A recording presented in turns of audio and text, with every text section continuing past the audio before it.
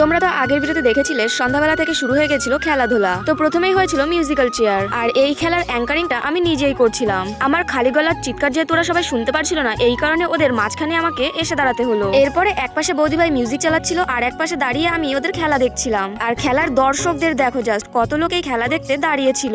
সবশেষে আমার দুই বোন বাকি ছিল, দেখা যাক ওদের দুজনের মধ্যে কে জেতে। অবশেষে তোমরা দেখতেই পেলে আমার বড় বোন জিতে গেছিল, আর ছোট বোন এত লাফালাফি করে ঘোরার জন্য ওর তো মাথাটাই ঘুরে গেছিল। মিউজিক্যাল চেয়ারের পরে সবাই একটু নাচ করছিল।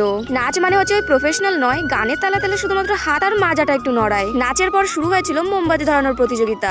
একটা কাঠি দিয়ে যে সব থেকে বেশি মোমবাতি ধরাতে পারবে সে হবে আজকের উইনার। দেখতে দেখতে খেলাটা শুরু হয়ে গেছিল। বাচ্চা থেকে বড় সকলেই এই প্রতিযোগিতায় নাম দিয়েছিল। প্রথমে তো বাচ্চাদের সুযোগ দেওয়া হয়েছিল, এরপর শুরু হয়েছিল বড়দের মোমবাতি ধরানো প্রতিযোগিতা। তো প্রাইজের মধ্যে তেমন কিছুই ছিল না, শুধুমাত্র এটা এনজয়মেন্টের জন্য ছিল। তো আজকের ভিডিওটা এই পর্যন্ত। তোমরা কে কে এরকম খেলাধুলা পছন্দ করো সেটা আমাকে কমেন্টে জানিও।